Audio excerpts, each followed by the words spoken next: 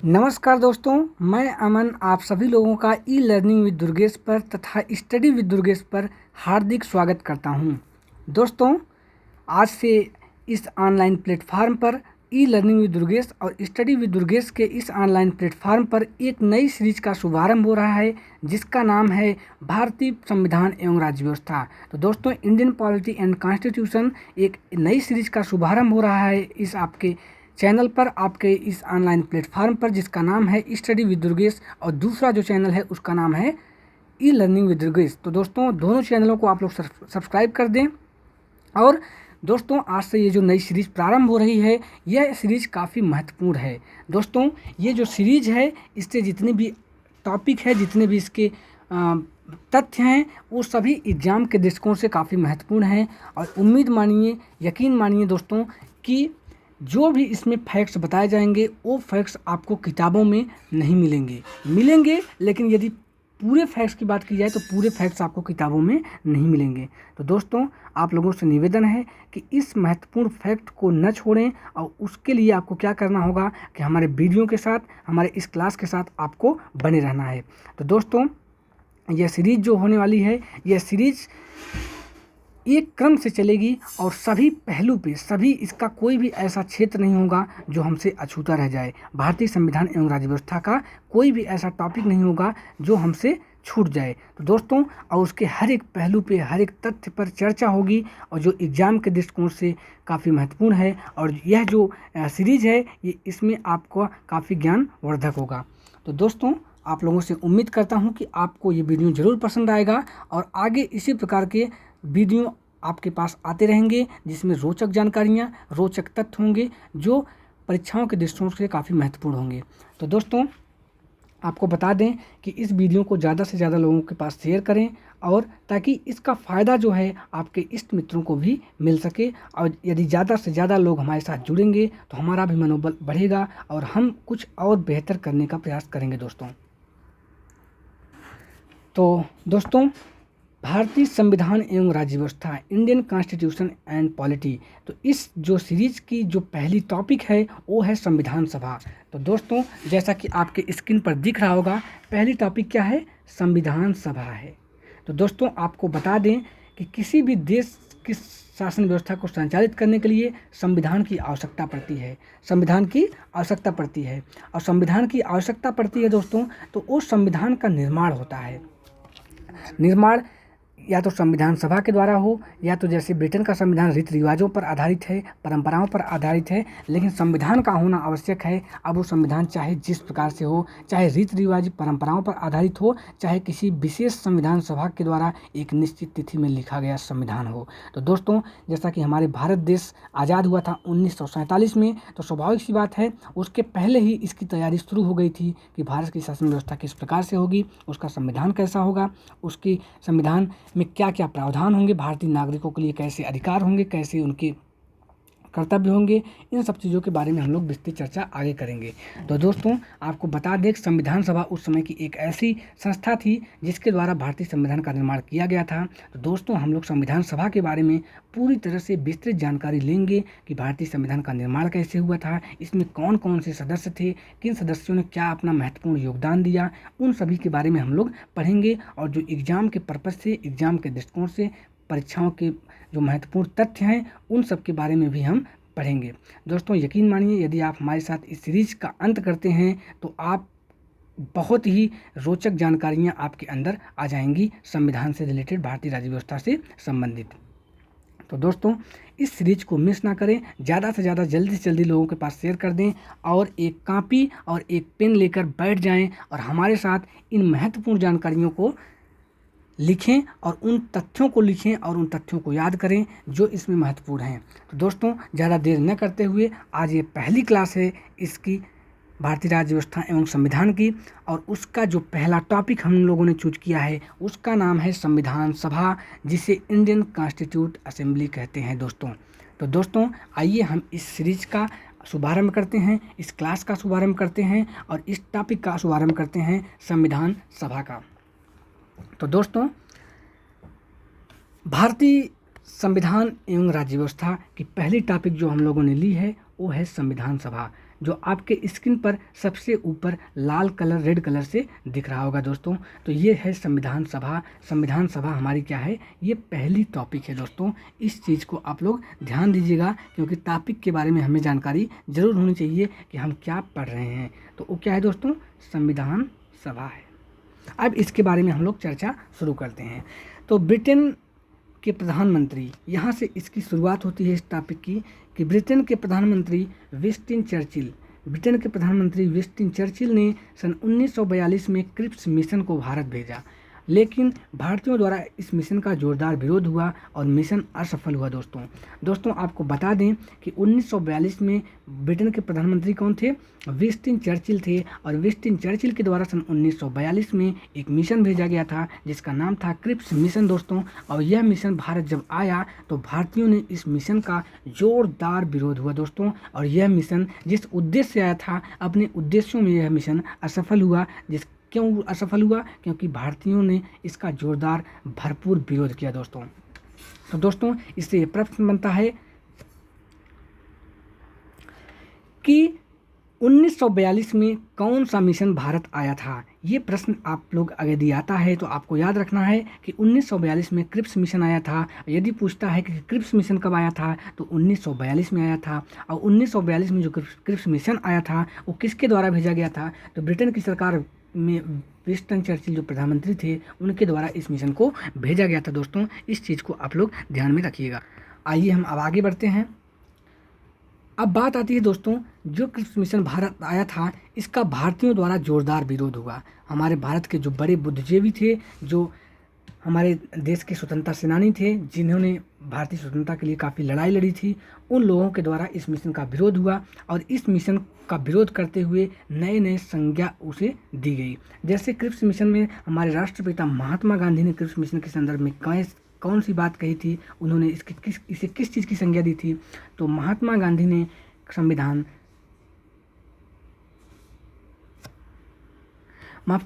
महात्मा गांधी ने Cripps mission को post dated cheque कहा था दोस्तों। क्या कहा था, पोस्ट डेटेड चेक। यदि एग्जाम में पूछता है कि post dated cheque Cripps mission को किसने कहा, तो ये याद रखिएगा, ये महात्मा गांधी ने इस बात को कहा था। महात्मा गांधी के द्वारा क्रिप्स मिशन का विरोध करते हुए इसे पोस्ट डेटेड चेक की संज्ञा दी गई थी दोस्तों। आइए हम आगे बढ़ते हैं। क्रिप्स मिशन को पंडित जवाहरलाल नेहरू ने क्या कहा था, तो पंडित जवाहरलाल नेहरू ने इसे टूटे हुए बैंक का पोस्ट डेटेड चेक कहा था दोस्तों। क्या कहा था, टूटे हुए बैंक का पोस्ट डेटेड चेक कहा था। इस चीज़ को भी आप लोग याद रखिए। ये सब बातें एग्जाम में पूछी जाती हैं और पिछले एग्जामों में पूछी भी गई हैं। तो ये जो फैक्ट्स हैं दोस्तों, ये एग्ज़ाम के दृष्टिकोण से काफ़ी महत्वपूर्ण हैं। इन सब चीज़ों के आपके नॉलेज होना चाहिए। आगे आइए बढ़ते हैं। 1945 में ब्रिटेन सरकार बदल गई, नई सरकार लेबर पार्टी की बनी। 1945 में ब्रिटेन का आम चुनाव होता है दोस्तों, और इसमें क्या होता है कि सरकार बदल जाती है। सरकार किसकी बदलती है, इसके पहले कौन थे प्रधानमंत्री वहाँ के, विंस्टन चर्चिल साहब। और विंस्टन चर्चिल की जो पार्टी थी वो आम चुनाव 1945 में ब्रिटेन के हार जाती है और एक नई सरकार का गठन होता है जिसका नाम है उस पार्टी का लेबर पार्टी। लेबर पार्टी की सरकार जो है सत्ता में आती है और लेबर पार्टी की तरफ से जो प्रधानमंत्री बनते हैं दोस्तों, उनका नाम था क्लीमेंट एटली साहब। क्लीमेंट एटली थे। तो क्लीमेंट एटली पार्टी में नए बड़े नेता थे उस समय के लेबर पार्टी के, इसलिए इन्हें सरकार में प्रधानमंत्री बनाया गया दोस्तों। किसके द्वारा, लेबर पार्टी के द्वारा। लेबर पार्टी की जब सरकार बनती है। हालांकि लेबर पार्टी जो है दोस्तों, इसमें एक बड़ा चेहरा था क्लीमेंट एटली का, और चुनाव से पहले घोषणा की गई थी कि यदि हमारी पार्टी सत्ता में आती है तो हम क्लीमेंट एटली साहब ही प्रधानमंत्री बनेंगे। और ऐसा हुआ भी कि जब 1945 के आम चुनाव में ब्रिटेन में सरकार बदलती है और नई सरकार लेबर पार्टी की आती है, तो उसके संदर्भ में जो उन्होंने बातें कही थी उसको अमल करते हुए क्लीमेंट एटली को प्रधानमंत्री बनाया जाता है। और दोस्तों क्या होता है कि क्लीमेंट एटली साहब ने चुनाव से पहले कुछ कहा था। क्या कहा था, हमें भारतीयों को आज़ाद करना चाहिए। क्या कहा था, हमें भारतीयों को आज़ाद करना चाहिए। ऐसा किसने कहा था, क्लीमेंट एटली ने कहा था। चुनाव से पहले ये घोषणा उन्होंने की थी दोस्तों। जब क्लीमेंट एटली साहब ने ये इस प्रकार की घोषणा की थी तो भारतीयों में एक उम्मीद की किरण जगी थी कि हो सकता है कि ब्रिटेन में जब 1945 का आम चुनाव हो तो भारतीयों के लिए जो स्वतंत्रता की उम्मीद है वो हो सकता है पूरी हो जाए। तो दोस्तों, और वैसा होता भी है कि 1945 में जब क्लीमेंट एटली की सरकार बनती है तो उन्होंने अपनी इस बातों पर अमल करते हैं, उसके बारे में हम लोग आगे चर्चा करेंगे। उसके पहले आइए जान लेते हैं कि ब्रिटेन में 2 सदन हैं। कितने सदन? 2 सदन। दोस्तों, जैसे हमारे भारत में 2 सदन है, लोकसभा एवं राज्यसभा संसद का, उसी प्रकार से ब्रिटेन में भी 2 सदन हैं। उनका नाम है हाउस ऑफ कॉमन पहला और दूसरा है हाउस ऑफ लॉर्ड्स। ये 2 सदन हैं ब्रिटेन के। इन दोनों का नाम क्या है? हाउस ऑफ कॉमन और हाउस ऑफ लॉर्ड्स। तो इन चीज़ों को आप लोग याद रखिएगा। कभी परीक्षा में पूछ सकता है कि हाउस ऑफ लॉर्ड्स कहाँ का सदन है या हाउस ऑफ कॉमन कहाँ का सदन है। तो आप लोगों को याद रखना है कि ये ब्रिटेन का सदन है। दोस्तों, इन चीज़ों के बारे में आपको ध्यान रखना है। आइए हम आगे बढ़ते हैं। दोस्तों, जब क्लीमेंट एटली साहब की सरकार बनती है तो जैसा कि उन्होंने पूर्व में घोषणा किया था चुनाव से पहले कि यदि हमारी सरकार बनती है तो हम क्या करेंगे? भारतीयों को स्वतंत्र करेंगे। भारतीयों को स्वतंत्र करेंगे अर्थात स्वतंत्रता देनी चाहिए, ऐसा उन्होंने बात कही थी चुनाव के पहले। और चुनाव जीत भी जाते हैं, प्रधानमंत्री भी बन जाते हैं। तो उस बात को अमल करने के लिए उन्होंने एटली साहब ने 14 मार्च 1946 को हाउस ऑफ कॉमन, जैसा कि मैंने ऊपर बताया कि यह एक सदन है ब्रिटेन का, इसमें उन्होंने एक प्रस्ताव लाया। प्रस्ताव में क्या बातें उल्लेखित थी, इसकी 2 महत्वपूर्ण बातें जो है वो आपके स्क्रीन पर दिख रही हैं। क्या 2 महत्वपूर्ण बातें थीं? पहली बात थी भारतीयों को स्वतंत्रता और दूसरी बात थी संविधान सभा का गठन। दोस्तों, इन 2 प्रमुख उद्देश्यों को याद रखिएगा। जो प्रस्ताव आया था उसके 2 प्रमुख उद्देश्य क्या थे या उसमें 2 उल्लेखित 2 प्रमुख बातें क्या थी? तो वो थी भारतीयों को स्वतंत्रता, उसके बाद संविधान सभा का गठन। ये 2 बातें उल्लेखित थी। ये बात किसमें कहाँ रखी गई?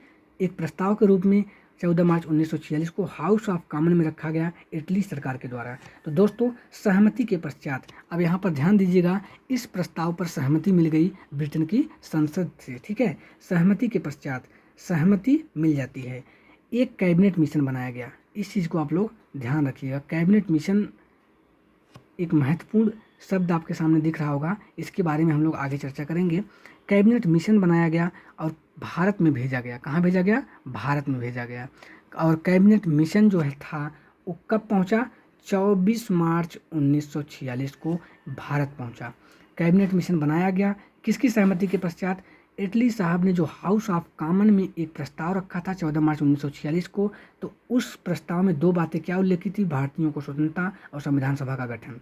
तो इन दोनों बातों को ध्यान में रखते हुए ब्रिटेन के सदन ने इसको स्वीकार किया, सहमति हो गई। उसके बाद एक मिशन बनाया गया जिसे कैबिनेट मिशन के नाम से जाना जाता है, जिसमें कैबिनेट मंत्री थे सभी, बनाया गया और फिर उसे भारत भेजा गया। और कैबिनेट मिशन 24 मार्च 1946 को भारत पहुंच भी गया। दोस्तों, 24 मार्च 1946 को भारत पहुंचा। अब आइए कैबिनेट मिशन के बारे में जानते हैं। तो ध्यान रखिएगा, कैबिनेट मिशन में दोस्तों कुल 3 सदस्य थे। कितने सदस्य थे दोस्तों? कैबिनेट मिशन में कुल 3 सदस्य थे। कौन कौन से थे? पहला था सर पैथिक लॉरेंस थे, दूसरा एबी एलेक्जेंडर थे, तीसरा Stafford Cripps. Sir Pethick Lawrence जो थे उस तत्कालीन समय में भारत सचिव थे उस समय के। जो एबी एलेक्जेंडर थे दोस्तों, ये नेवी मंत्री थे। और जो स्टीफर्ड क्रिप्स थे दोस्तों, ये व्यापार मंत्री थे। इनको याद करने का दोस्तों एक ट्रिक है जिसे हम पास के नाम से जानते हैं। किस नाम से? पास के नाम से। पी से हो गए पैथिक लॉरेंस, ए से हो गए एलेक्जेंडर और उसके बाद एस से हो गए स्टीफर्ड क्रिप्स। तो दोस्तों, ये ट्रिक है PAS, याद रखिएगा। ये ट्रिक किस चीज़ की है? कैबिनेट मिशन के तीनों सदस्यों का। तो दोस्तों, अब बात आती है कि कैबिनेट मिशन के अध्यक्ष कौन थे। कैबिनेट मिशन के अध्यक्ष कौन थे? तो जो पहले ऊपर आपके स्क्रीन पर दिख रहा है, जो पहले सदस्य हैं सर पैथिक लॉरेंस, वे कैबिनेट मिशन के क्या थे? अध्यक्ष थे। दोस्तों, कैबिनेट मिशन के अध्यक्ष कौन थे? Sir Pethick Lawrence. ये जो भारत सचिव उस समय तत्कालीन समय में थे, वही क्या थे? इस मिशन के अध्यक्ष थे। दोस्तों, उसके बाद दोस्तों इस चीज़ को आप लोग ध्यान रखिएगा कि कैबिनेट मिशन भारत कब आया? 24 मार्च 1946 को आया। 24 मार्च 1946 को जब पहुंचा तो दोस्तों उसके कितने सदस्य थे? तो उसके कितने सदस्य थे? 3 सदस्य थे। दोस्तों, कौन कौन से? Sir Pethick Lawrence, A B Alexander, Stafford Cripps. Sir Patrick Lawrence जो थे उसमें भारत सचिव हुआ करते थे तत्कालीन समय में। एवी अलेक्जेंडर जो थे उस तत्कालीन समय में नेवी मंत्री हुआ करते थे। और स्टेफर्ड क्रिप्स जो थे वो व्यापार मंत्री थे। दोस्तों इन चीज़ों को आप लोग ध्यान में रखिएगा, ये भी एग्जाम में पूछ सकता है, एग्जाम के पर्पज़ से ये काफ़ी महत्वपूर्ण है दोस्तों। तो आइए दोस्तों अब हम इस चर्चा को आगे बढ़ाते हुए इसके कुछ और महत्वपूर्ण पहलुओं के बारे में अध्ययन करते हैं और जो भी तथ्य महत्वपूर्ण है उसके बारे में जानकारी लेते हैं दोस्तों।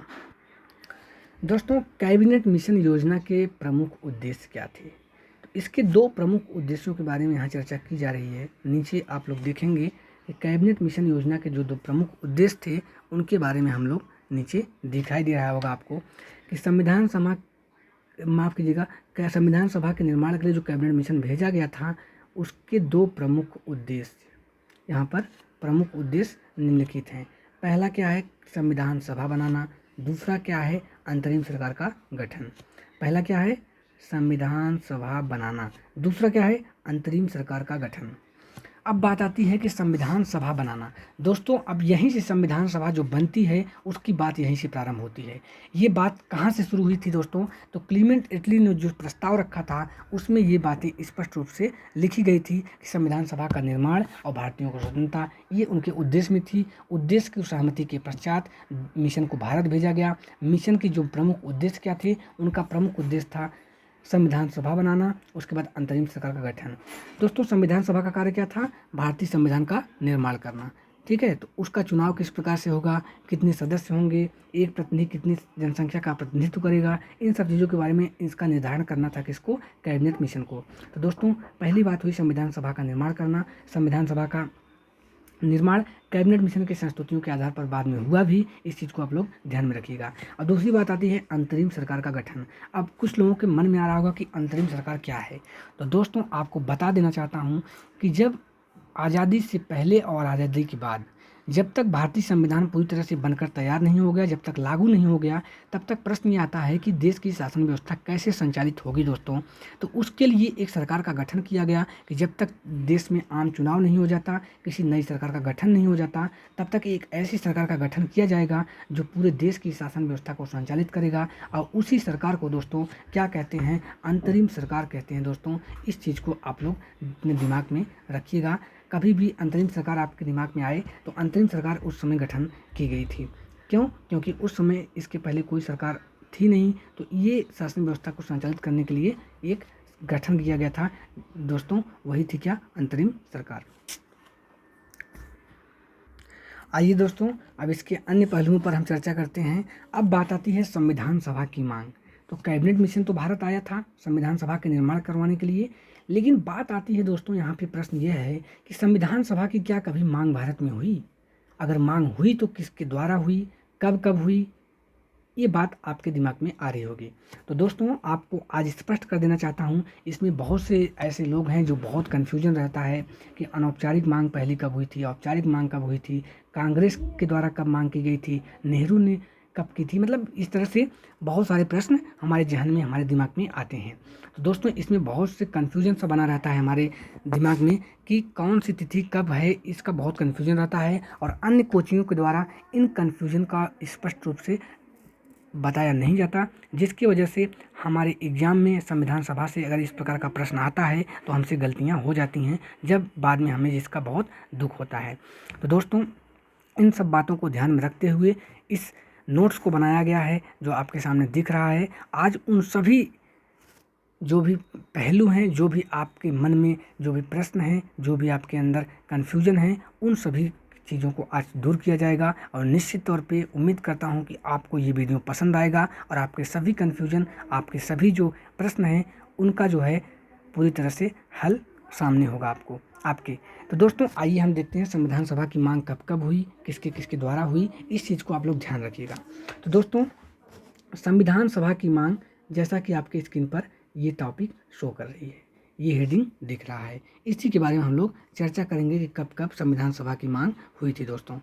तो दोस्तों आपको बता दें कि संविधान सभा की पहली अनौपचारिक मांग, दोस्तों शब्दों पे ध्यान दीजिएगा, यहाँ पे अनौपचारिक मांग के बारे में बात हो रही है। पहली अनौपचारिक मांग सन 1895 में बाल गंगाधर तिलक के द्वारा स्वराज पत्र में स्वराज विधेयक या स्वराज बिल के नाम से किया गया था। तो दोस्तों आपको बता दें कि संविधान सभा की पहली बार जो मांग की गई थी वो बाल गंगाधर तिलक बीजी तिलक के द्वारा की गई थी। कब की गई थी? सन 1895 में की गई थी। और उसे कौन सी मांग कहा जाता है? पहली अनौपचारिक मांग कहा जाता है। और किस पत्रिका में किया गया था? तो स्वराज पत्र उस तत्कालीन समय में एक पत्रिका प्रकाशित होती थी दोस्तों, उसी में किया गया था।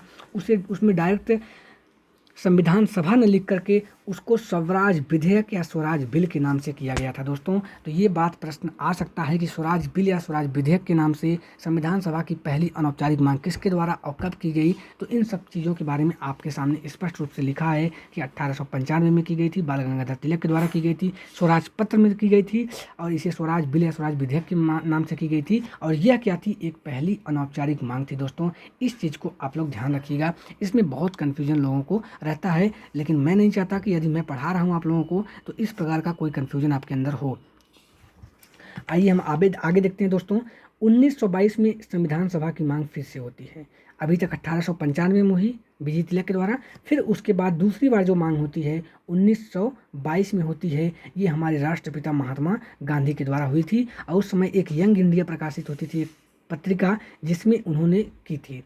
और उसमें गांधी जी ने क्या कहा था संविधान सभा के संदर्भ में? संविधान सभा की मांग की और गांधी जी ने कहा, क्या कहा दोस्तों? भारतीयों की संविधान सभा भारतीयों के अनुसार होगी। ये बात कौन कहा था? गांधी जी ने कहा था, यंग इंडिया पत्रिका में सन 1922 में कहा था दोस्तों। तो इस कोटेशन को आप लोग याद रखिएगा कि भारतीयों की संविधान सभा भारतीयों के अनुसार होगी, ऐसा किसने कहा था? उसके बाद 4 तो आपके पास विकल्प दे देगा, इन चारों विकल्पों में आपको सही उत्तर चुनना होगा। तो दोस्तों यह कोटेशन यदि आपको याद है कि यह कोटेशन गांधी जी ने कहा था कि भारतीयों की संविधान सभा भारतीयों के अनुसार होगी, तो ये आपका प्रश्न सही हो जाएगा दोस्तों। और ये किस पत्रिका में की गई थी? यंग इंडिया में सन 1922 में। आइए हम अब आगे बढ़ते हैं। पुनः 2 साल बाद 1924 में संविधान सभा की मांग पुनः की गई। किसके द्वारा? पंडित जवाहरलाल नेहरू के जो पिता थे मोतीलाल नेहरू, उनके द्वारा इसकी मांग फिर से की गई। किसके द्वारा? मोतीलाल नेहरू, जो हमारे प्रथम प्रधानमंत्री पंडित जवाहरलाल नेहरू थे, उनके ये पिता थे दोस्तों। उनके द्वारा 1924 में संविधान सभा की मांग की गई थी। तो इस चीज़ को आप लोग याद रखिएगा कि मोतीलाल नेहरू के द्वारा कब किया गया था संविधान सभा की मांग? 1924 में। या 1924 में किसके द्वारा की गई थी? तो मोतीलाल नेहरू के द्वारा दोस्तों की गई थी। आइए हम आगे बढ़ते हैं। 1934 में एम.एन. रॉय के द्वारा पहली औपचारिक मांग की गई थी।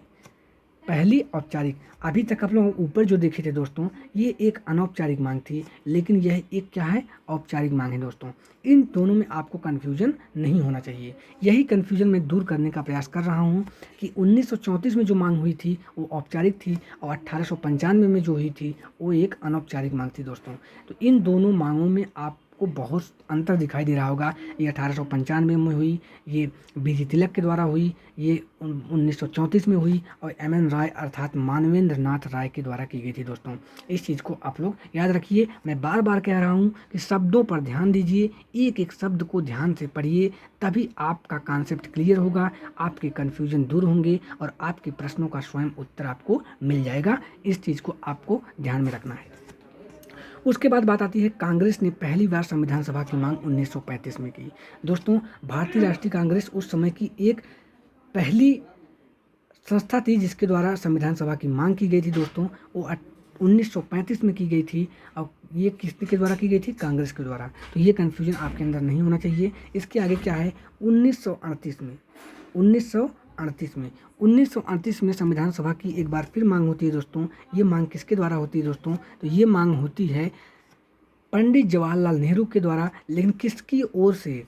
भारतीय राष्ट्रीय कांग्रेस जो उस समय की एक संस्था थी, उसकी तरफ से पंडित जवाहरलाल नेहरू ने 1938 में ये घोषणा की। उन्होंने भारतीय संविधान की मांग की, और संविधान मांग करते हुए उन्होंने क्या कहा था कि स्वतंत्र भारत के संविधान का निर्माण वयस्क मताधिकार के आधार पर चुनी गई संविधान सभा के द्वारा किया जाएगा।